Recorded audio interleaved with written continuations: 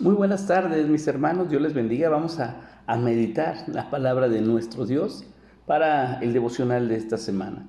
Y pues vamos a leer Éxodo capítulo 20, versículos 1 y 2.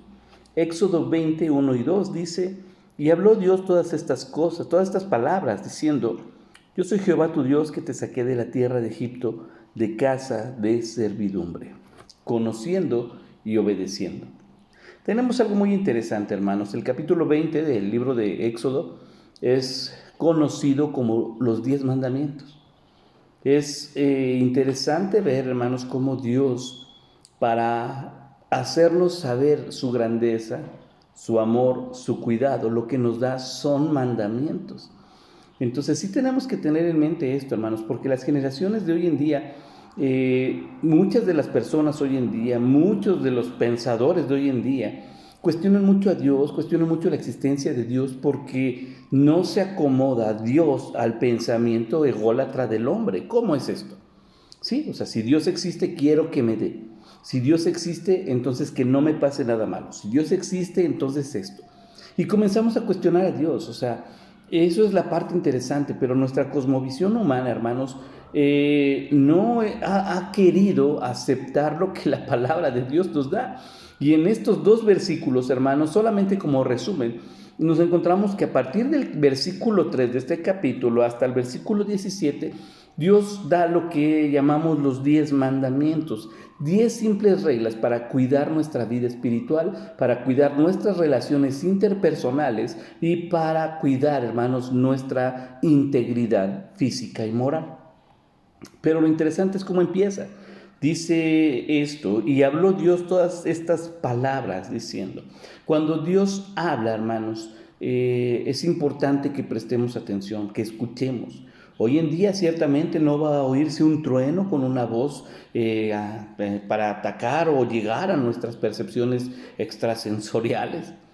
Dios ya nos dio su palabra y aquí está al alcance de todos, para que todos la escuchemos, para que todos entendamos quién es Dios. Así que Dios habla. Esto lo escribe Moisés, hermanos, y nos está contando precisamente cómo fue ese encuentro entre el pueblo y Dios al recibir estos mandamientos.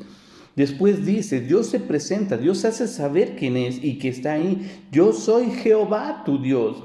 Dice que te saqué de la tierra de Egipto, de casa de servidumbre. Si has llegado hasta aquí, ha sido por mí. Mire esto, está Dios hablando y cuando Dios habla se da a conocer. No podemos decir yo quiero saber quién es Dios o qué es Dios o dónde está Dios y hacer de lado su palabra. Es incongruente. Así que lo que necesitamos, hermanos, es llegar a la palabra de Dios, buscar la palabra de Dios y nos vamos a encontrar con esta misma definición. Yo soy Dios. Así lo presenta. Y si has llegado hasta aquí, ha sido por mi voluntad, por mi misericordia. Eso es lo que Dios está diciendo. Yo soy Jehová tu Dios.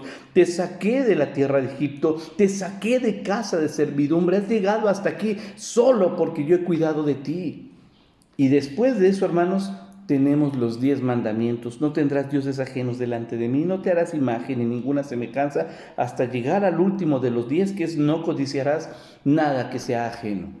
No codiciarás lo que no es tuyo. Ese sería el mandamiento número 10. Y qué interesante, porque hermanos, la forma en la que Dios se presenta es haciéndonos entender que Él cuando habla su palabra se obedece, haciéndonos entender que su gracia es la que nos ha permitido llegar hasta aquí y además en su palabra nos hace saber que hay reglas para obedecer. Entonces lo curioso aquí, hermanos, es que para conocer a Dios no necesito exigirle un milagro. A ver, Dios, manifiéstate.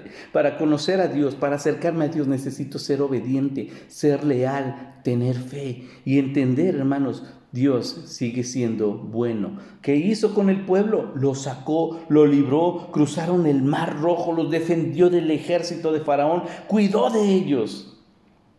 ¿Qué ha hecho Dios con usted? Y le puedo asegurar que aunque la gente lo niegue, Dios ha estado presente. Y lo que busca es que le conozcamos a Él, le obedezcamos a Él, porque solo allí está la fuente de la bendición. Así que sabemos qué hacer. Dios es bueno, Dios es más grande de lo que nos imaginamos y Dios sigue estando con nosotros. nosotros. Que Dios le bendiga.